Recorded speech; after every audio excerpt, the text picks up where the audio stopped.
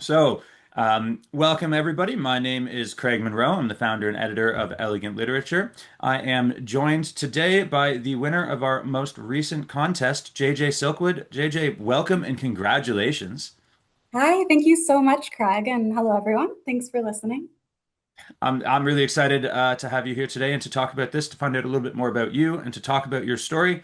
JJ has won the issue Predator and Prey, which is issue number 56. You can read that for free on our website and all 55 issues that come before that. JJ won the Elegant Literature Award for New Writers with her story, The Mark Upon the Bread, which is absolutely fantastic. And if you haven't read it, pause here, go read it. It's a great story, and then come back and listen to the rest of this chat. It'll make a lot more sense. But JJ, just to start here, can you just tell us a little bit about what emotions were going through your mind when you saw a contest winner under your name in the magazine? Like, where were you? What did you do? Did you tell anybody? Yeah. So I live in Switzerland, so the results get announced at 9 p.m. I was eating a late dinner and I actually was just refreshing my page. I think I was mid-bite when I saw my name just even on the list, which I don't know if you know this, Craig, but this is actually my first publication ever.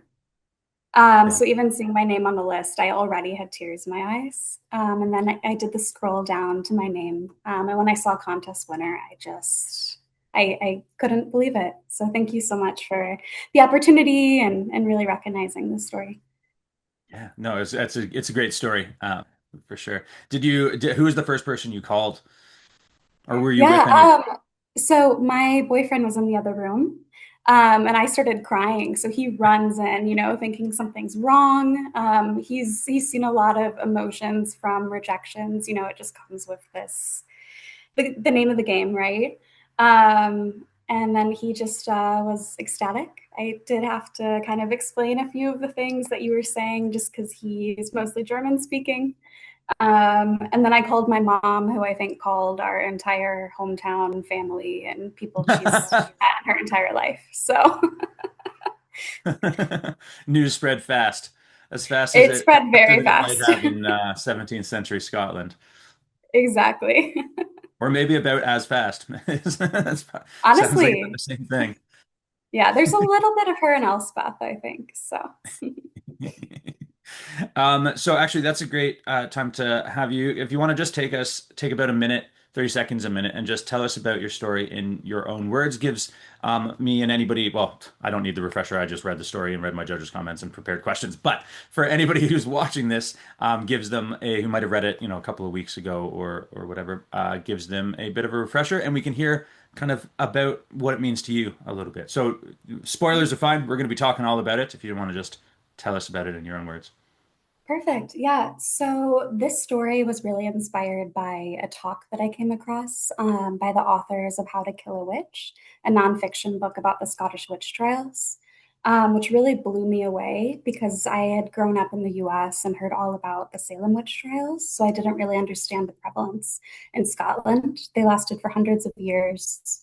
Thousands of women and also non-women were murdered as part of this process.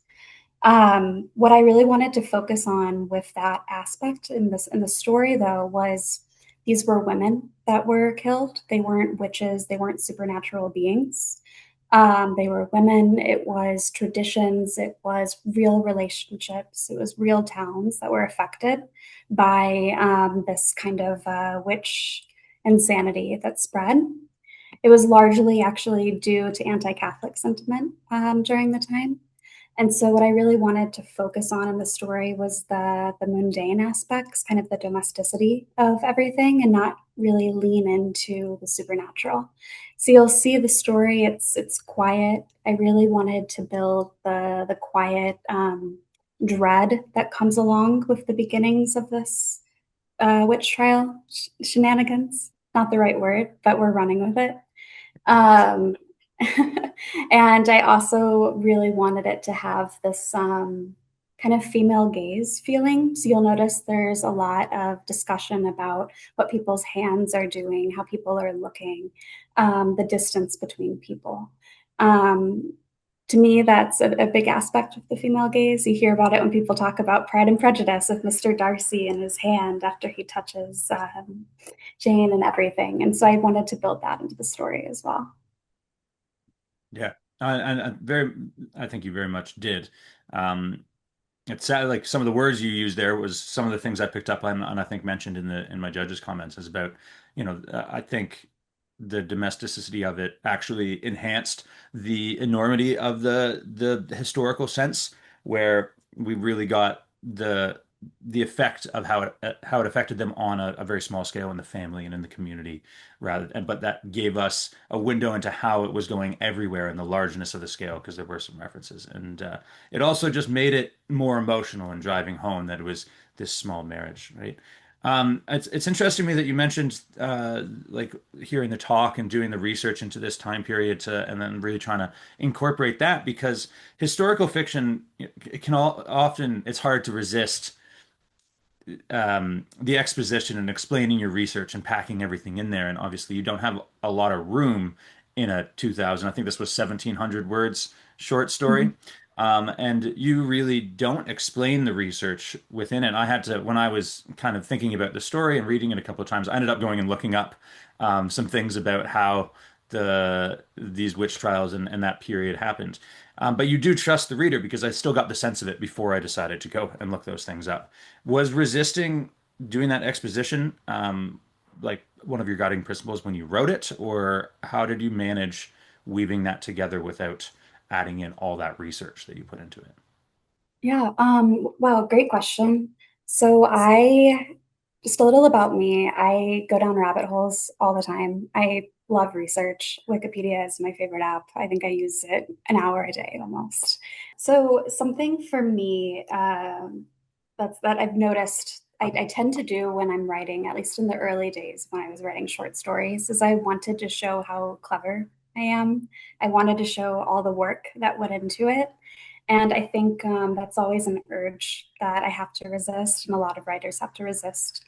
But at the end of the day, if you really have solid characterization and you really let your characters be vibrant, you let them live on page, you see them in a world, you're able to resist some of the over explanation that's needed. So, something that I really did was I really leaned on that book I mentioned, the nonfiction book, How to Kill a Witch by Zoe Ventatazi and Claire Mitchell, because they had a lot of real articles about women that went through the witch trials that led me down different rabbit holes for ways that they would be affected. Um, and then, in terms of what actually made it on the page, my first draft was, I think, 4,000 words long, with like Whoa, 7 different that's a scenes. lot of cutting. Exactly, a lot of cutting. My writer's Discord sometimes calls me JJ Scissorhands because I love to cut things. So I'll talk about my edit process, but trust me, I didn't fully resist the urge to just throw my research on there. You read maybe draft 15 or who even knows. So Wow, there's only 30 days in a month to submit these things.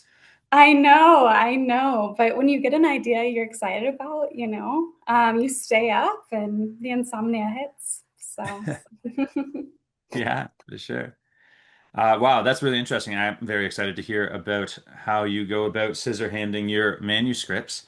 Um, let's wait for that one. I want to talk a little bit more about you're talking about how you wanted to like this isn't supernatural. These are just regular women who were persecuted and murdered.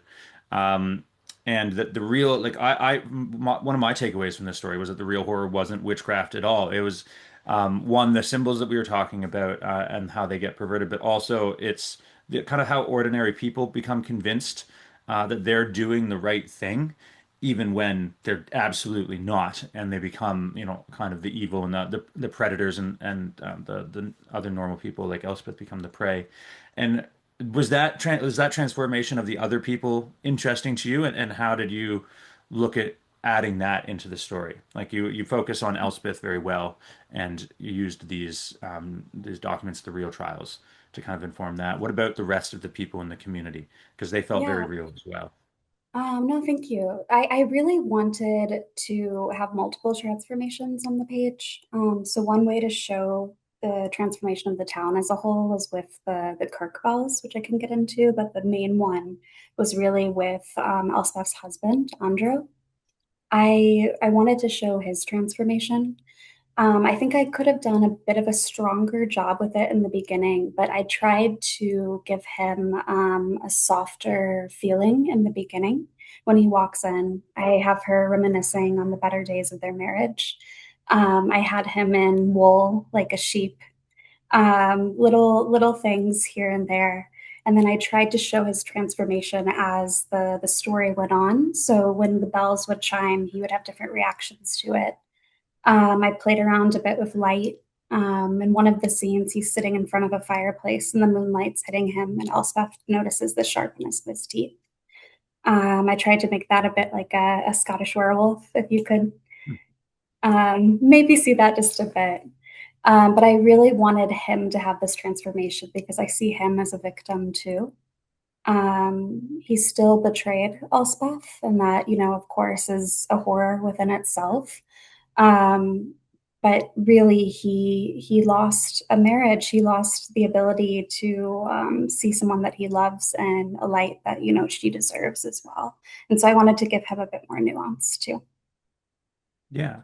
And I noted here I had a question that we're talking about. He never becomes a caricature.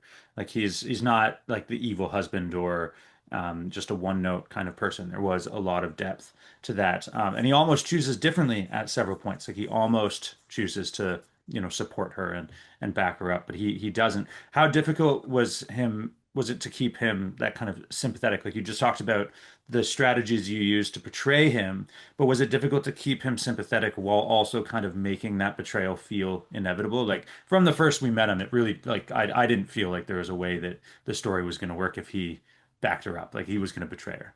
But he also was a sympathetic character. And how like was it difficult for you to manage that line as we went throughout the story? It was incredibly difficult, and I still look at the story sometimes, and I think I could have actually even added more nuance, maybe with more words on the page. But something that I ended up doing actually was my boyfriend does not know this, but I actually changed the name of Andro in one of the drafts to his name. And I wrote it in first person, those scenes that I was really struggling with, because I wanted to actually get mad at certain parts. And I wanted to have some of the hesitation and kind of notice when he wasn't feeling like a real person, if that makes any sense. Hmm. So by just for a short period, having him represent someone that I love and care about and know very well, I was able to actually kind of pick up on some of the aspects that were caricature. Something else too that was really, really important for me was that I didn't overdo the calling out of him being a predator, calling him out of being a wolf. And I ended up doing the transformation of a husband to a man that actually helped add a lot of nuance into the story as well, if that makes sense.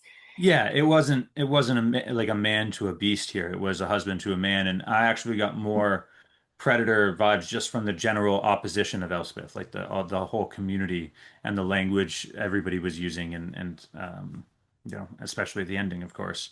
Uh, yeah, I think you did it really well. It's interesting. First of all, does do you include the draft the when you wrote it from Andrew's point of view in one of your 15 drafts, or is that a separate bonus branching path of drafts that you're not including in the actual? That is a snippet of a draft. That was just in a couple of scenes. I was having such a hard time with the bread scene, the first bread scene, actually. He has one line, but I could not make it work. And so I actually wrote that one from his point of view just to figure out the timing of when he would say, you think a body would take more heed. And then in the moment when he's actually betraying Elspeth, when he's giving witness and saying that she still makes this mark upon the bread every day. So yeah, that's, I guess, bonus content. If anyone wants to read my ramblings, I can't promise it's good, but it exists. So Throw it up on the Patreon. yeah. It's interesting that you're talking about having switched to writing it from his perspective because I actually have a question here that I wrote down that if the story were told from Andrew's perspective instead of Elspeth's, what would the reader understand differently about the entire situation? And I don't think that that's answered just by having him getting into his head. But if the whole story were told from his perspective, what would be the different takeaway that we might leave with as readers? Yeah, I think if we were to start the story in the same place we started the story, and from his perspective, he already has this feeling of surveillance. It's really deep within his bones. And so the themes, I think, would almost be the frustration that you have when someone won't just conform in a way, when someone won't just, be quiet and do what's expected of them. Because I do think that there's a lot of frustration that he has with Elspeth because there is this love that was once in the marriage. And to him, it's something that she can just stop putting crosses and breads. She can put away her rowan branches like the other women in the village. And so I think I would have focused more on the frustration when someone won't comply, um, instead of the surveillance slide. That's a great point too, because we might think, oh, if it was told from Andrew's perspective, it would be about this woman's kind of becoming a witch and the town, being more on the town side and looking at witchcraft as bad. But you're saying no, it would actually be about the frustration of a husband who is losing his wife to something that he thinks is impractical and silly and an easy fix. And there's the frustration, and there's that's really interesting take on that. And I think that would have been a great story as well. Although I think the perspective you chose works perfectly. Um, so that's not the story you were telling. Um, so I mentioned in my judging comments about the reoccurring images you have. There's the eyes, there's the bells, there's a few others, the crosses, obviously, and how the language as well became more predatory. You used in the domestic setting, you used howl and snare, and I forget the other one now, but snap. Anyway, did you said you wanted to talk about the Kirk bells later, so let's do that now. But I also wanted to ask, did you map those symbols intentionally? Did they emerge organically in one of your 15 drafts? How much of the symbolism did you kind of have in mind going into it from the beginning, and how much did you kind of put in as it came up? Yeah. So I am primarily a literary fiction reader. And one of the authors that I admire most in this kind of space is Shirley Jackson. And she has a lot of symbolism with very similar stories, the slow side of towns. And so I knew when I told this story, I wanted it to have symbolism. The eye was a bit of an easy one. You kind of gave that to us with the prompt word. I knew I wanted to do something with that, but I wanted something a little bit more because I didn't want it to feel expected. I then was really trying to come up with a bunch of different things that exist in daily life that could mean something. And I had kind of an aha moment where I thought about, sorry, I'm not very religious, but the idea about give me your daily bread or give us this daily bread. And that was kind of an aha moment. So automatically knew the transformation of the bread would be important. And then the bells, actually, I live in Zurich, and if there's one thing Zurich loves, it's church bells. And I actually think church bells were going off as I was brainstorming, and I knew that had to be a part of it. The rest kind of came through further drafting and then editing to really map to different metaphor domains and really make sure that I had an actual transformation, of each motif that I used. I saw a clear arc. Since I knew the language and the prose was quite dense, I wanted to make sure the imagery at least, got used somewhere instead of lost. So. Yeah. It sure did. I mean, I picked up on it, and I kept picking up on more as I read through it multiple times. Like obviously the cross and the eye was very prevalent right from the first read, with everybody watching and the cross turning into an eye at the end, in Elspeth's perception. And then the bells, I was kind of surprised I didn't pick up on them as prevalently right from the first read, because it starts off with the bells rolling over the landscape and appearing, and that's kind of our introduction to the story. And it ends with the bells. And I didn't really think about the symbolism of them at first. I just went, oh, this is a really neat way to kind of bring us into the scene and show us a bit of sense of place. And then it just makes sense that the bells are rung at the end. And as I was reading through, I was like, oh, look, there's bells in more than these places, and they kind of really do change meaning. And I think I mentioned them feeling more like a hunting horn at the end rather than the comforting bells of worship because the symbolism has changed. Um, so I mean, the symbolism was great, and there's lots of different symbols, and they're changing the meanings, and they're really adding depth to the story. One of the big ones, of course, is the one at the end when Elspeth she's kind of seeing the eye in the cross now. And on my interpretation of that was it was almost a little ambiguous whether or not that was happening for real, and now we're in a supernatural story about witches, or if that's just her.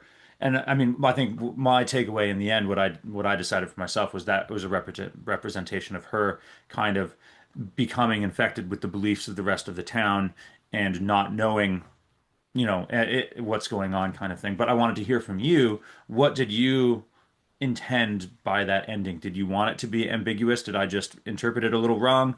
What was your idea of that symbol when now there's an eye in the cross and the bread? Yeah, that's a great question. My intention at first was really not for it to be ambiguous, at least when the cross turns into the eye.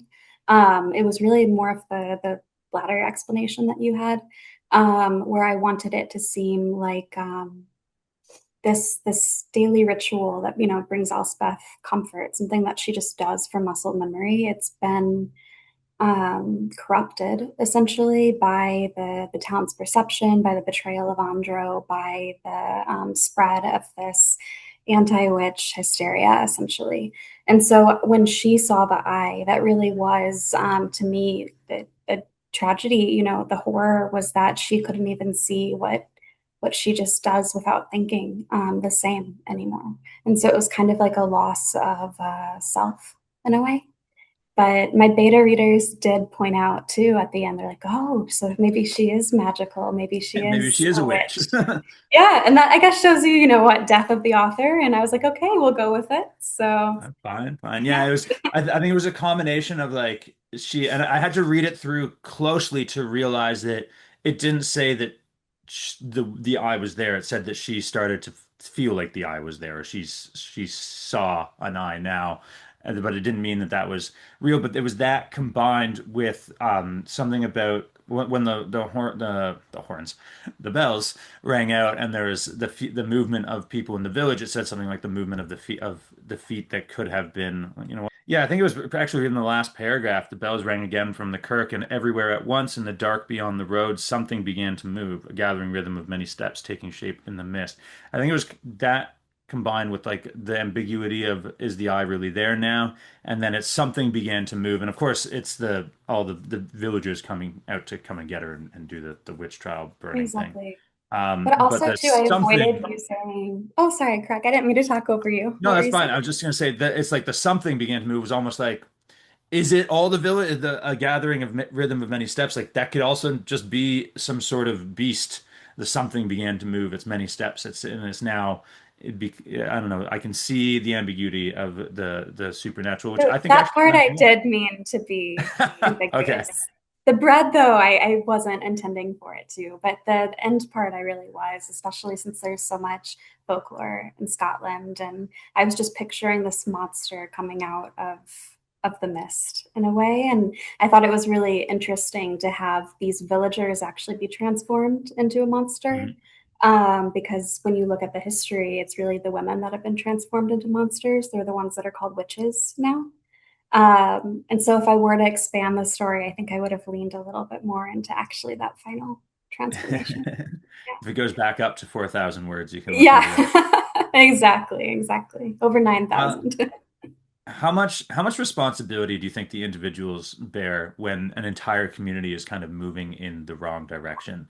Like, is there a point when resistance becomes impossible? Like, is that what's going on with Elspeth here? Is like, she's got to the point where there's no like it's impossible to resist. She's now seeing what they see and kind of believing what they see, even though it's to her detriment and about herself. But how much responsibility is it on the individuals? Yeah, I mean, it's really contextual for me. I think, I'd love to sit here and tell you individuals should stand up. Absolutely, without a doubt, I would do the same. But when you think about it, really back in 1590 Scotland, I mean, people didn't travel around. Their whole world really was this village. There wasn't a high literacy rate. There wasn't really this idea of going out into the world and discovering things for yourself, of this kind of individualism. Collectivism was very, very large then. And so I do think there's small ways that people could kind of push back. I think there's certain ways that you could preserve kind of a sense of your home life and separate it. But when your only knowledge is what you learn from the church and what you learn from your town. I think also the story does talk, like it does kind of touch this, is that Elspeth is the person who is trying to resist. Like she's the one who's not taking down her rowan branches, and she's the one who's still doing this. And I don't know that she's doing it out of a sense of responsibility to preserve these things and try and go against the town as much as she is just these are the things that I do, and I'm not going to change them because it's my religion. Um, but it's yeah, it was. Is there a point where resistance becomes impossible, and how much responsibility is on the person? I mean, it's a hard question to throw. You wrote a story about exploring these witch trials. We don't know the Yeah. responsibility of the individual. It's kind of a pretty intense line of thinking that I'm not sure I know the answer to. I was just wondering if I you had know. And something on it. I also studied philosophy in school too. So Oh, I great. also Maybe have you this can brain in answer my it. head where I'm like, oh, well, it could be A, B, C, D.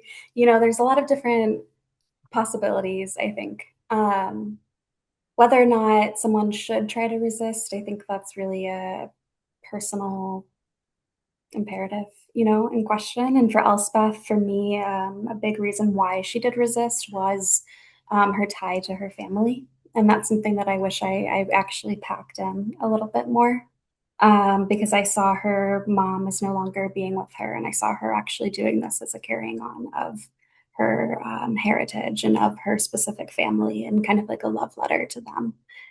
So I do wish I had that a bit more to give her motivation for the resistance. Hmm. Yeah. I mean, it comes through like you touched on it enough that like we get the idea, but exploring it even deeper would be nice. I'm sorry I don't give you enough room in the word count to do that, but there's a possibility in the future. This it feels like something that could be expanded into, a larger work for sure. I'm talking about the responsibility of the individual, even if, like, as we're talking about, it's contextual. A lot of people might go along with it just to survive because, or they're scared. And our stories are full of heroes who stood up to tyranny, and that's the story. But in real life, heroes who stand up to tyranny often get killed first, and it doesn't work out for most of them. Um, but history judges events like these witch trials with the benefit of hindsight, and we kind of say, they could have done this or they should have done that, or this is how it may have gone. But do you think that the people living through it would have recognized the madness? Like, how many of these villagers are, and I know it's a fictional story, but how many of them do you think would have been really caught up in it and believed it, versus acting sort of just going with the herd to preserve themselves and not, knowing that they're doing something atrocious, but Mhm. not knowing what to do to stop it? Yeah, something that I really got from that book I mentioned, the How to Kill a Witch, is um, some people weren't even just passive individuals going along with it. Some people actually use this to their social advantage. And so my answer to that question is I think there would be people who were aware that this wasn't some act of the devil. There weren't women actually convening with evil spirits to wreak havoc, but instead people who saw, a social advantage that you could get by turning on your neighbor. Was mention of people who were just too pretty, that they were called witches. There were people who happened to have better plots of lands that were accused of being witches and everything. And so I think people very much would be aware, probably a higher percentage than we would like to admit. And yeah, either be passive with it or even actively go along with it.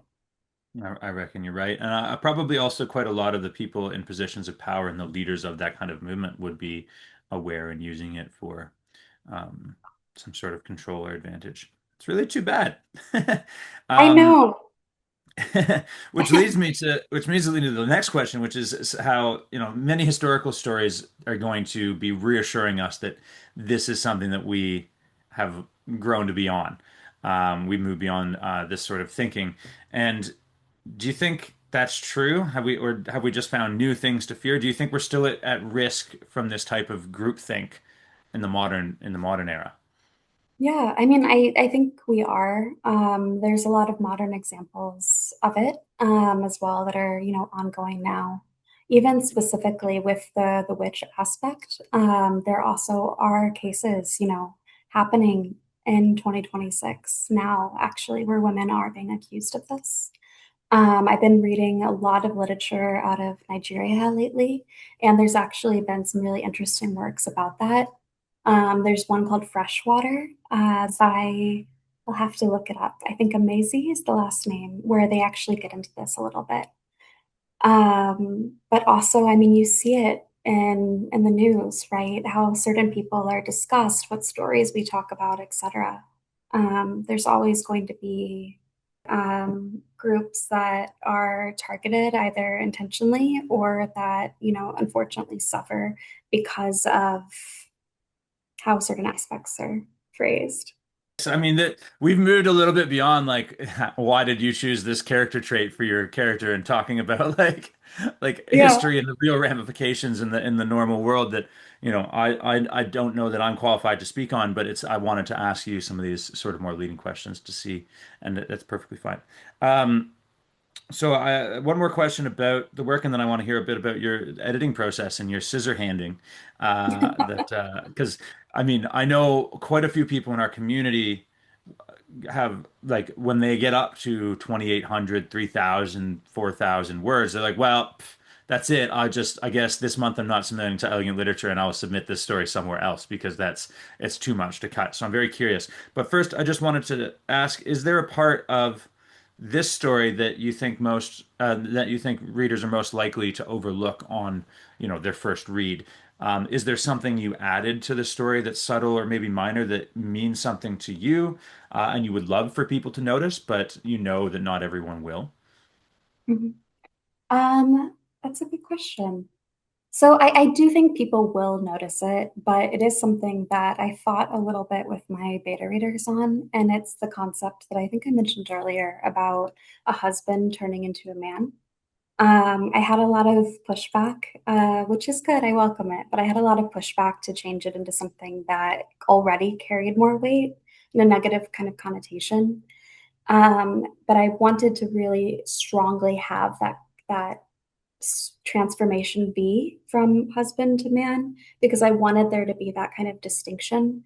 That women during that time period, they really were persecuted. There really was a lot of misogyny and what have you. And so there's really a strong sense of community among women. And so you'll notice when I talk about kind of Elspeth and when she's thinking about her past, it's talking about the passing down of rosary beads from woman to woman. It's talking about when she's walking through the town, how different women kind of turn their back on her. So I really wanted there to also be a transformation of that culture too, kind of to get into the differences between how men and kind of women were treated in the time period. Yeah, fantastic. And And just finally as well, the predator and prey theme. I mean, it's evident in the story, just based on the context and some of the language you used, and especially at the ending when they're coming for her, and like I mentioned, the bells sounding like hunting horns at that point, or like feeling more like hunting horns at that point. It comes through. But how did you incorporate the theme into writing the story? Like, were you already thinking about the story and the theme came up and you figured out how to make it, or it just worked? How did you go about adding the elements? Did they fit? Did you have to really think? Did they come in a later draft? I just want to know your thought process around this piece and the predator and prey theme. Yeah, that's a great question. So I have an obsession of buying notebooks, and I promised myself last year I would actually use them. So I have a notebook probably in every room of my apartment. There's not many, but I always am coming up with story ideas nowadays. And so I actually had this written in the notebook next to my bed.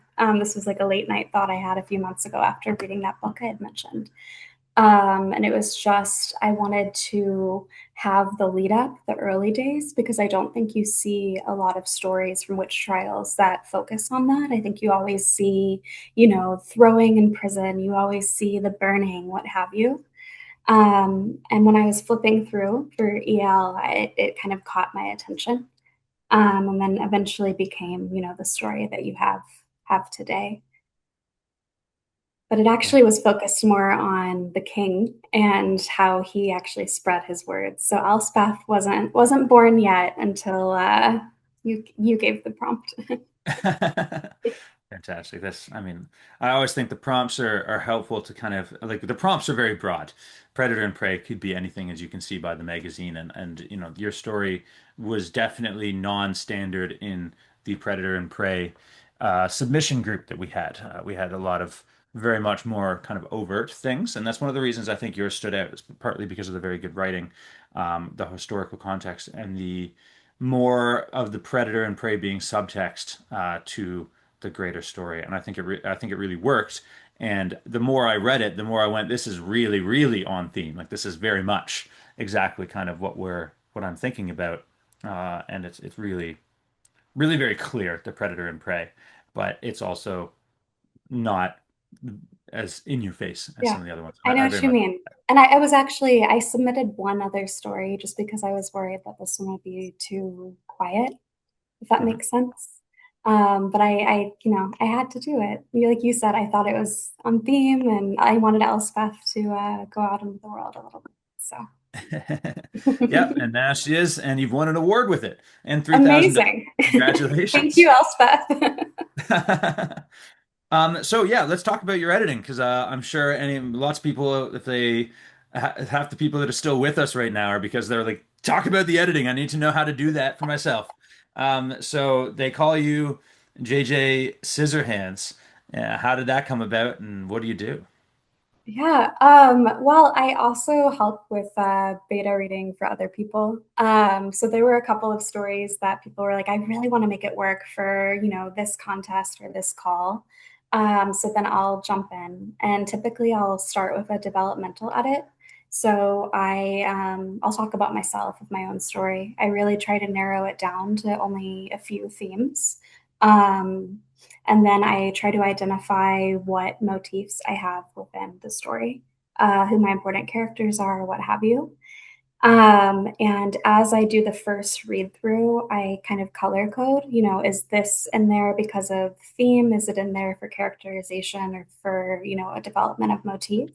And I'll start to notice if I have a little bit too much redundancy or if I have it too strong. But basically, I color code, and I really, as I go through, I try to act as objectively as you can, and ask myself, does this actually serve the story? Does this serve the messaging? Does it serve the character? And if not, then I usually will cut it, or I'll see if I move it somewhere if it would have any benefit.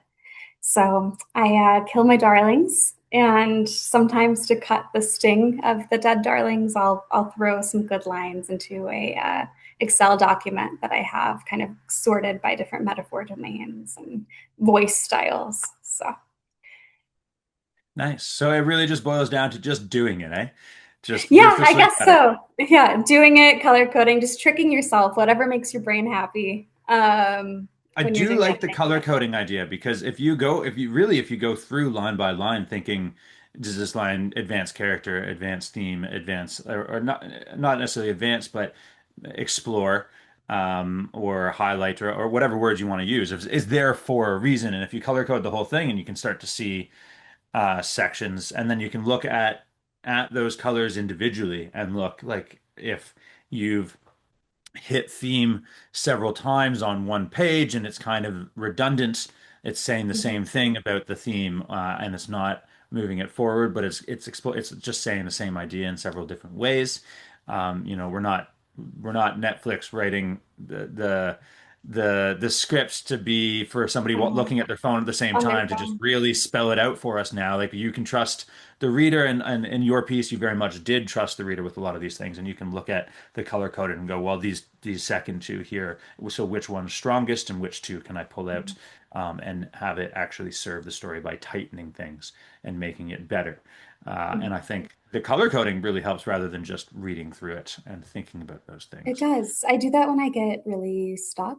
Um, I've noticed too, I tend to have really long conversations when I first do my draft. And then, I mean, for example, in the story where Andra says, you think a body might take more heed, I think that was originally a conversation that had like 10 or so back and forths. And then I cut it down just to the one line. And so that actually helped. But I also would be remiss if I didn't give a shout out to my beta readers as well. They really, really also help with trusting the reader.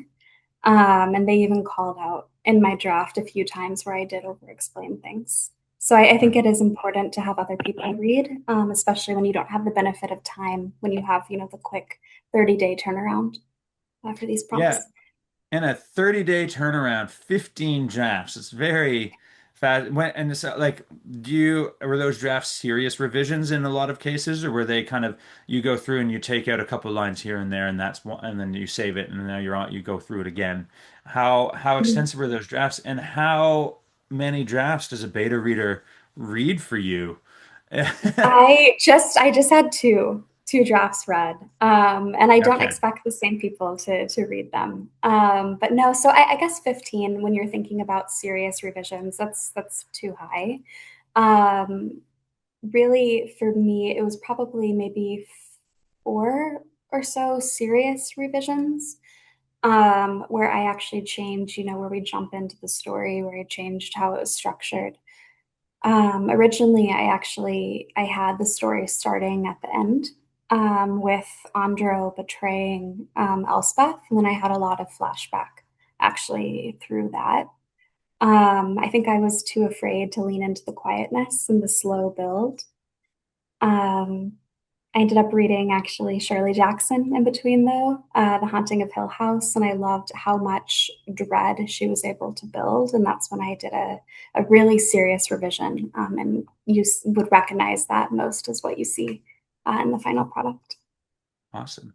Uh, nice. I actually, The Haunting of Hill House, I loved the show. I haven't read the book, and I loved the show. Mhm. Honestly, I think they did. It's probably one of the best horror anything I've seen in media.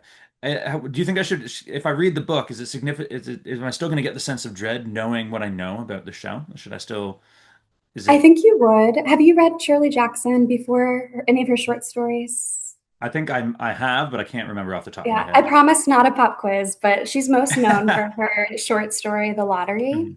Oh, yeah, And yeah, of that, course. right? And so the way that she writes that story, the style is very, very similar to Haunting of Hill House. A Interesting. little less supernatural, but if you get the feeling of dread from that story, then I think you would actually get it You sure from do. Haunting of Hill House. You definitely do, yeah.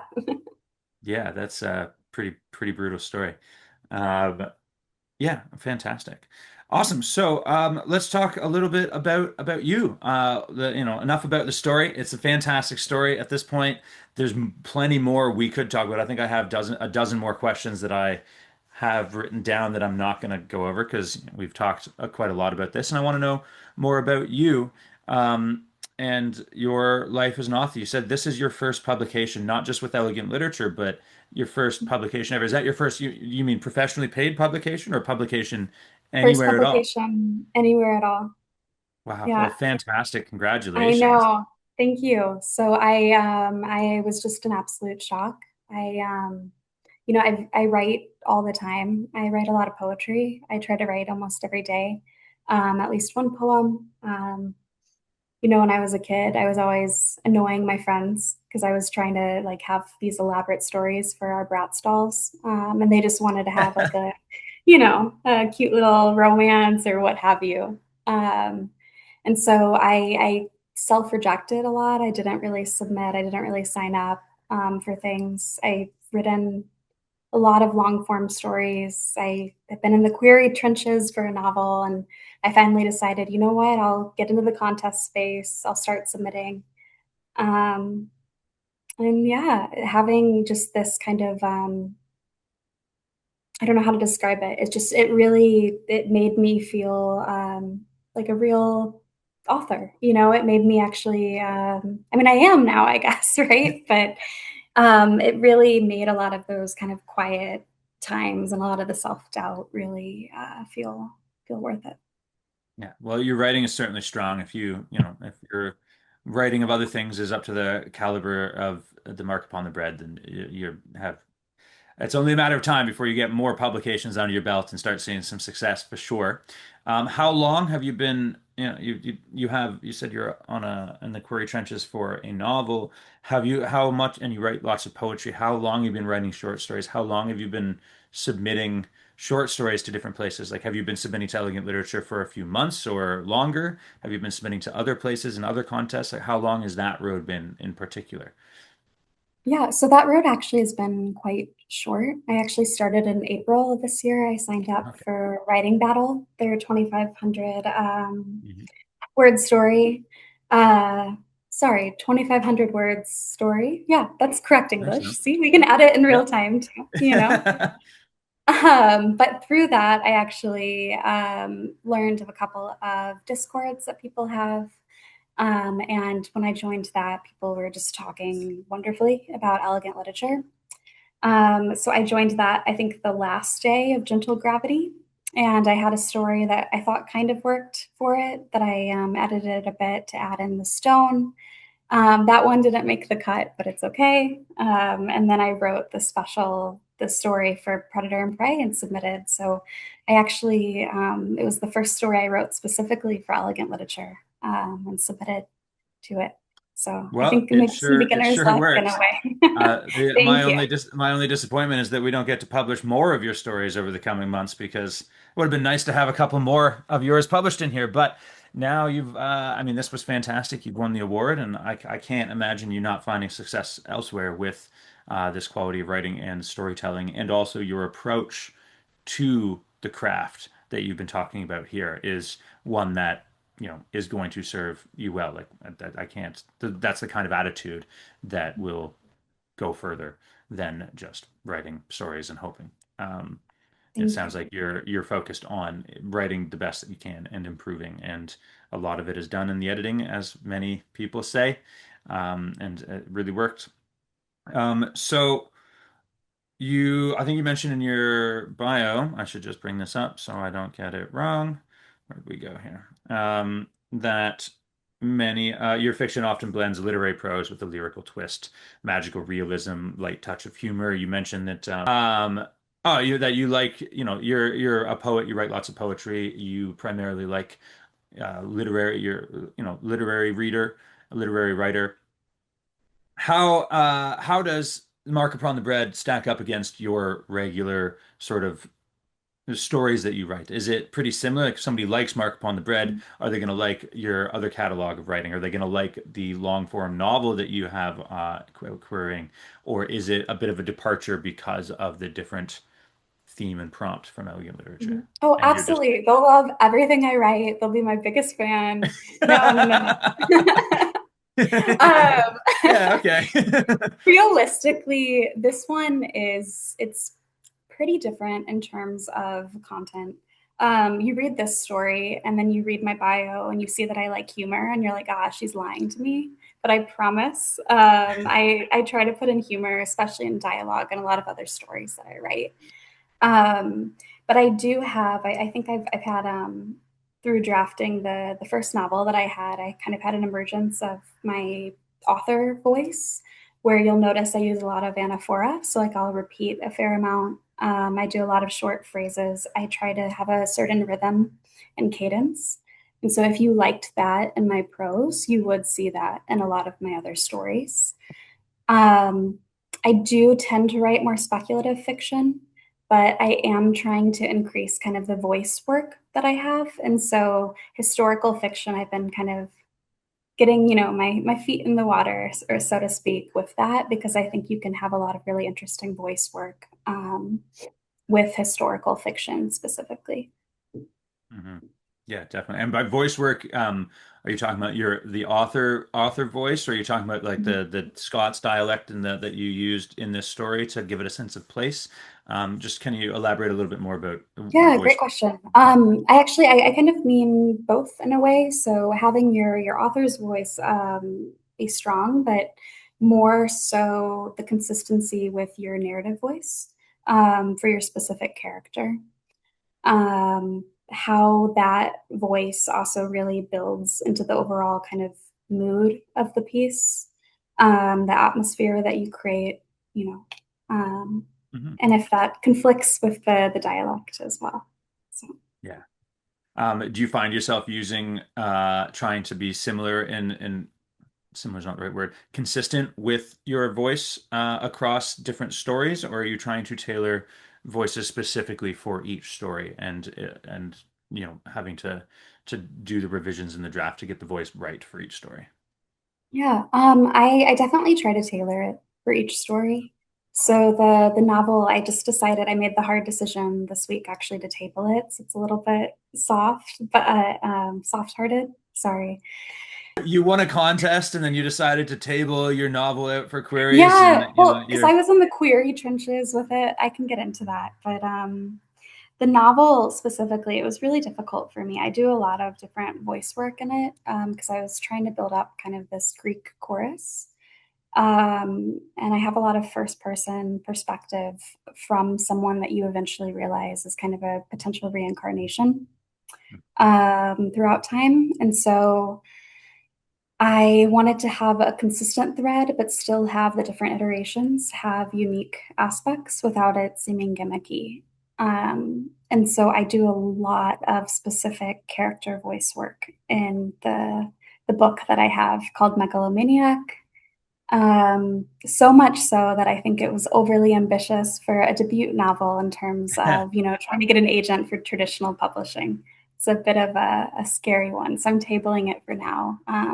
So I can dust it off in the Is future. it kind of like what you were talking about with when you started writing short fiction, trying to be too clever with your stories? It's like sounds like an interesting and clever premise, but especially for somebody who has maybe not the experience. Like I know one of the biggest problems with new writers and Mhm. is getting really excited about something and planning out more and not having the skill in the craft to actually execute it. Like a lot of, especially in the fantasy writing world, like a lot of us will get really excited about a story and then, oh, we planned out this 10-book epic. And it's like my ability to weave 50 different plot lines across Uh-huh. a million words of story to a satisfying conclusion with milestones along the way is not it's not there. I don't have that ability. I haven't earned that ability by practicing in smaller ways. And so especially with debut authors, it's often like a really creative idea that they don't have the skill to execute yet, that you can come back to. Do you think it's something like that with this? Is it being a little Absolutely. too clever? And Yeah. yeah. Absolutely. I mean, because you come up with this idea, and if you've never written a novel before, it's terrifying to jump into it. And so the idea grows and grows in your head. You keep building on it and building on it. And so with that, I noticed, it was a little too cross genre. There were too many characters, etc. And so I'm tabling it, and I'm actually taking advice from oh, sorry, I'm blanking on the name. It's from a journal that I read on Substack. I can try to come up with it, but it's about writing actually your pitch first and Mhm. trying to write your query letter first for, if you are pursuing traditional publication. And so I actually have already written a query letter, and now I'm trying to write the next book. Really toning down the scope, really focusing in on one character and their journey. Yeah, it's I suggest something similar in one of my courses. Not necessarily the whole query letter, although I actually really do like that because the query letter gives you an even bigger scope. But coming up with a log line, and I know like similar in screenwriting, you have the log line. It's just the one line, the elevator pitch basically, and then everything you're doing in it, you're looking back to that as a reference point. And I know some people do that. I think. Adrian Vasiliou is one of our previous winners here. I think it was him who was talking about, he comes up with the premise. He does a lot of research first before doing any writing. He comes up with the premise that he's got and the contrast. He comes up with the first line that really kind of hooks you in, and then everything else he's always thinking about. Is it relevant to that? And it keeps from straying too far. It keeps the story tighter. And it sounds like the synopsis first idea is a good idea for keeping the whole novel tighter on the first draft than pantsing something through without knowing what it's going to be. And it depends on who you are. This is, if you want to get this done in the next 4 months and get traditional publishing queries on the way, this is a great way for containing it and making your revisions easier later. If you're somebody that wants to you're just writing for the joy of writing and you're looking to explore the art and your own emotions and you'll figure it out, then don't necessarily do that because it can change things. And so I think that is a very good method for people who like to plan and also for people who like to sort of do discovery writing, but have it like go somewhere a little more directly. Like you can have that synopsis and then you can kind of discovery write with that in mind as a plotting document that's not too rigid, if that makes sense. It does make sense. Yeah. And I would say that's pretty fair as well. I had no idea about the plotters versus pantsers versus anything. And I think my answer is always changing on that. But Hmm. I will say I do at least have kind of bullet points. I try to have like an intention for a scene, and that really helps with the writing. It's a spectrum for sure. Hmm. One of the ways that I used to do to try and write quickly was because I would go like I had my plots and things, and then for a particular scene, especially, I would spend about 5 minutes or 10 minutes before sitting down to actually write at the computer with a notepad and very shorthand sketch out the dialogue in a scene. And that just the dialogue without going, any of the movements or description or exposition or internalization or anything like that, just the dialogue, because like you were mentioning with the conversations being 15 back and forth and eventually distilled down to just the one. I would have the same problem as I if I'm just writing the dialogue in the scene. I get too distracted by the exposition and then the description and things, and then the next sentence of dialogue is far down the page and I'm kind of going back to figure out what we're talking about, and it goes back and forth way too much. Hmm. And then I end up with these bloated scenes that when I cut the dialogue to be a better conversation, I'm also cutting 300 words on either side of it. And it's like I'm wasting all this time writing this, like basically all this action around this specific dialogue that the conversation gets cut, that action is no longer relevant. And so I would take 5 or 10 minutes to actually just sketch out the dialogue very quickly by hand and then use that as the framework for the scene that where the dialogue is tighter and then I'm not wasting so much time. And it's a different, like somebody who is pantsing might hate that. But Yeah. somebody who is plotting might be like, that's not enough plotting or something like that. Like everybody's different and you got to find what Yeah, you like. it's interesting you say that though. I actually had a conversation yesterday with one of my writer friends. She does pretty much the exact same thing as you. She actually was honorable mention in Predator and Prey, so shout out to LMHO. Sorry, I'm talking about you now. But anyway, she does the same thing as you. And I was telling her that I actually don't write my dialogue out usually. I try to write the scene first without the dialogue, and I'll have maybe like a few buzzwords or something of what I want them to say. And that's only because I notice when I do write the dialogue out first for myself, that's when I catch myself kind of over explaining things, or the dialogue just doesn't feel natural of the way my brain works. It's almost too convenient for the scene when I do it that way. And so I've been actually just writing the movements of the people and setting the scene, and then I come back and try to make the dialogue magic work. Nice. The exact opposite. I love it. Yeah, exactly. That's fantastic. So, can you give us the pitch for Megalomaniac? I know you've tabled it. And you talked around it a little bit. Perspectives. There's some reincarnation going on, some Greek chorus. But give us your sort of the pitch that you were using for the queries. Yeah, that is a great question. I can pull up my notes, but yeah, I mean, off the top of my head, Essentially, this takes the myth of Orpheus and Eurydice, if you're familiar. For those who might be watching and aren't familiar, essentially, Orpheus is a musician that falls in love with Eurydice. She's a muse, his muse, but she unfortunately passes away. And so he tries to follow her down into hell, essentially. He convinces Hades and the gods to let him go to hell to get her. But there's a stipulation that he can't look at her face as they're leaving. And so, where megalomaniac actually comes in is way in the future. Um, Today, there's a man, it's from his perspective. He's watching the news and he falls in love with this artist that's on the news. He starts having these dreams and he starts kind of having dreams of past lives. One of them is Orpheus, and he becomes convinced that she is Eurydice. And so he starts essentially stalking her. One of my comp titles is You. I also have Gone Girl, as a comp title as well. And he starts writing her these letters, trying to convince her essentially that, they're fated to be together, that their souls always find each other. I also tie him through different characters throughout history, really interesting rabbit holes that I went down. I tie him to Pythagoras, the triangle guy. Dude was crazy, The absolute triangle. psychopath. Yeah. He was actually crazy. That's another rabbit hole we can go down later if you want. I tie him to the poet Virgil um, from the Divine Comedy, Dante's Inferno. He's the one that shows Dante through hell. And I found just enough research to make a plausible case that Orpheus is reincarnated into Virgil. And there's just a few characters throughout history. So I have a few events that I kind of tie, and it's his persuasion towards this woman to, love him because of their past.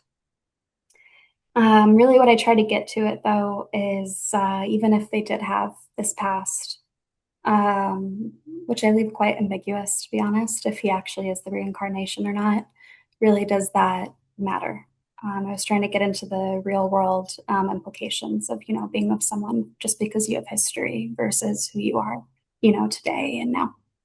Mhm. So you can see that's maybe a little too ambitious, right, for a debut It sounds to be very a interesting novel. though. So I'd love to hear, after you write another novel, if you think about coming back to that one, or when you do, how what changes you make, and you'll see so much after writing a second or a third or a fourth or however long it takes when you're improving in the craft and you've got experience with that specific medium as well. You come back and you have a more experienced eye, and you look at it and be like, oh boy. And I mean, even when you start, like when you get things published, 5 years later, when you've improved, you're going to look at your first publication and go, oh, yeah, What I was hate Craig this is thinking? so brutal. What was how did anyone publish this? Um, and that just means that you're continually improving, which is a good thing. Um, yeah. So, fantastic. That sounds really, really wonderful. And I'll look forward to seeing, what you do with that later and what your next works are. I wanted to ask you just a couple more things. One is, how did you end up in Zurich, and what's the writing scene like there? Yeah, great question. So I always have a different answer to this question. Yeah. But no, how I ended up in Zurich, though, essentially I just realized I wasn't really liking the path that I was on. I wasn't really feeling super motivated. I felt like, I was working in the accounting field and audit, and I kind of knew how the next 5, 10 years would likely go. And so I wanted to change. I had actually worked in Dublin for a short amount of time, and I knew I liked kind of European lifestyle, but not necessarily Irish salary. And so I searched around and found something in Switzerland, which worked well, with language skills that I have with German and then with English. And it's been 5 years now. I love it here. I have actually really, really leaned into the book community and recently more into the writing community. And so that kind of goes into the second part of your question. So I actually started a book club that meets every Wednesday at a secondhand English bookstore, where it's kind of like BYOB, but bring your own book. I mean, you can bring beverages if you wish. And so we actually have a really wide range of books that are read, everything from, lit fic, kind of the sad, cool girl vibe that's popular today, all the way to alien romance, to we had some bring Lord of the Rings, horror, what have you. And we go around a circle and we just talk about what we liked, what we didn't like about it. And I've made such a strong community through that. You really hear what stands out in stories in general to people, what really resonates, what they care about. And that's helped actually grow a lot of my writing and my story ideas. There's also a small but growing community in terms of writing opportunities. So I've done something called Zurich Story Slam or Storytellers, where you go and you tell a 5-minute story with no notes. I got second place with Nice. that, which was Congrats. exciting. Thank you. I might have had a lot of friends in the audience that voted for me, though, even though they promised they wouldn't. But and there's small little, indie bookstores that are doing pop-up events. There's something that's really big that came out of Berlin called diary slams, where you read from diaries or like your old notes. It's terrifying. Wow. But I've been going to that, and they're everything from hilarious to sad to strange. Yeah, so there's a lot of little things if you search for them. Yeah, wonderful. That sounds like a happening area.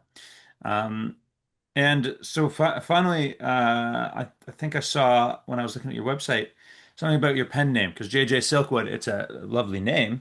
I know it's a pen name for you, and I wanted you said had something on your website about why JJ Silkwood as the pen name, and I just wanted to hear a little bit about that from you here, and for anybody watching this who's curious about JJ Silkwood.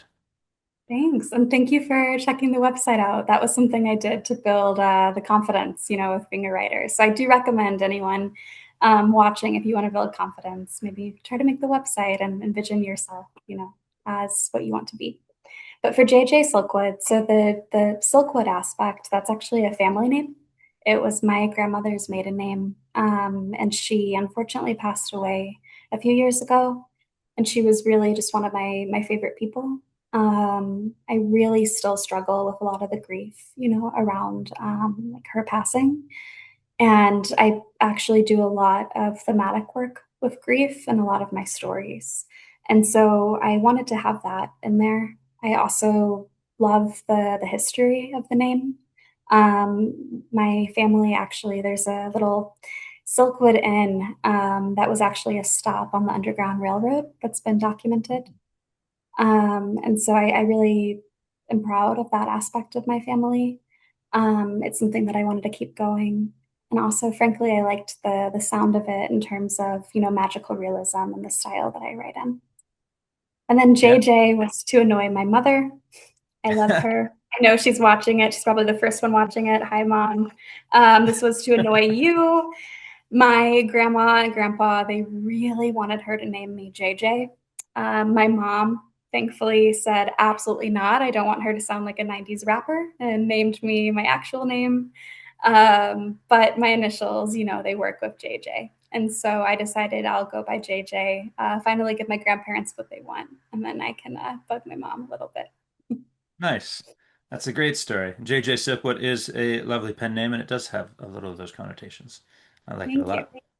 Thank you for sharing. Wonderful. So just a couple more questions before we finish off here. I know we're going actually pretty long, but this was a pretty engaging discussion, so I'm quite happy to have done this. I know you just started submitting to Elegant Literature just a month ago, but would what's I wanted to ask you what your impression of it is, what your experience with us is, and if you would recommend it to anyone else starting out their career with writing. I started off by reading basically all of the elegant literature publications, and what really stood out to me was the consistency of elegant literature's editorial vision. You really do see a wide range of genres, but within it there was a consistent quality of craft. And so I would really recommend it to anyone because it's kind of a good barometer, of where you're at. I'm sure there's fantastic stories that you see every month that don't even make it, to HM. But if you are getting an honorable mention, if you are being published, that really says something about, the quality of your craft. And so if someone is looking to up their confidence, if they're looking to see themselves as a writer, if they're looking for people to read what they have, submit to Elegant Literature, especially if it being a free magazine. You'll get a lot more people reading it when you send it around too if you're published. Fantastic. Just talking to you, I really am impressed with the magazine. And I'm not just saying that because we're on a call and, I need to, right? I'm not submitting again, so I can be honest. But I really am impressed with the quality of the magazine and just how I think vulnerable and honest you are in the communications as well around it, because it lets people also be vulnerable and honest and really increase their craft and kind of come at it, in an authentic way. So you can really see a lot of the work and the effort that you put in. It's quite special. Thank you very much. I Yeah. appreciate that. Publishing every month has to be insane. I don't know when you sleep. It's a pretty busy schedule. Yeah. I've got lots to do. Oh my God, it's the 17th already. How did it get every month? I'm like, how did it get so late? Like, so I much to know. do. Yeah, so I know that you are, this is your first publication. It's the first award you won, I would imagine, being the first publication, but you are an award-winning author now, and you do have an approach to craft. You have been writing for a while, even though you've just started taking these sort of the short story publications and things seriously. And there are going to be writers who are watching this interview and thinking, that she sounds so knowledgeable about the craft and a bit intentional about your approach to it and your attitude. Um, so, what would be some advice that you might give to anybody watching this who wants to follow in your footsteps and win an award, and or alternatively, some advice that you might give to yourself 1, 2, 3 years ago that would have helped you with your writing or your approach to it, your attitude, your morale? Some advice that you Yeah. think might help. Maybe to start with the morale, because this is something that really, really hurt in the beginning, is you will have a lot of rejections. I remember my first rejection that came. I thought it was the best story that was ever written, that was ever submitted, that it would win, all of these prizes. And I ended up getting, it was for a contest, a lot lower of a score than I expected. And in all honesty, I cried, so hard, and I couldn't even tell you what it was that I was crying about in hindsight. Um, and that kind of gets into the advice that I would have, and that I you put so much of yourself into your stories. But it's always important to remember that your stories aren't you. They're not necessarily what, is the indicator of what your worth as a writer is. If you look at any of the famous authors that are out there, if you look at the people who are great with short stories, like Ted Chiang, Lucia Berlin, Gabriel Garcia Marquez, right? There's say 20 that they have published, but there's probably 80 that, never saw the light of day. And so it's really a kind of numbers game and a quantitative game sometimes at the end of the day. Um, and so for me, it's really, if your story doesn't make it, it doesn't really say a lot about you. But if your story does make it, it says a lot about you, if that makes any sense. Um, because there's so many talented people submitting and there's such a small likelihood of you actually succeeding. It's great advice, and I think it's a good thing to keep in mind is that any story, like first of all, you are not your story. Mhm. So, people have a personal attachment to story, especially newer writers who have, it's their first couple of stories. That's, your first novel that you wrote. It's like, this is your baby. You've been working on it for a long time. But the story is not you. So if the story doesn't find success, it doesn't mean that you won't. Mhm. And each project that you work on, you're getting better and you're improving both your craft and your attitude and your breadth of work. And you can detach yourself. The more you can detach yourself from any one piece of writing. And when pieces do make it, it means that, you can feel good about yourself and keep going. And Mhm. that's great. So thank you very much for that. Wonderful. So this has been a fantastic conversation. It's been so lovely to meet you and hear about sort of the behind the scenes and your thought process on writing this story, The Mark Upon the Bread. You are an award winner now. You can put that on your resume in your author bio. You've won the Elegant Literature Award for New Writers. You've won the $3,000 prize, which we'll be talking about in just a minute. So just congratulations, and I'm so excited to see where you go next. And you certainly have a fan in me because your writing is just wonderful. Yeah, thank you Congratulations. so much, Craig. I really appreciate it. It's been a fantastic conversation. Thank you, everybody else, for watching to the end here. Um, if you are interested, if you're a new writer, you can submit your own short stories to Elegant Literature, elegantliterature.com. You can read the magazine. All 56 issues are available to read for free. You can see JJ's story in there, along with 9 others in the Predator and Prey issue, and some like 560 other stories that you can read for free at this point in the back catalog, including other award winners of all genres. Fantastic work. So I encourage you to do that and submit if you are interested. Other than that, thank you everybody for watching. JJ, thank you and congratulations. Thank you. All right, bye now.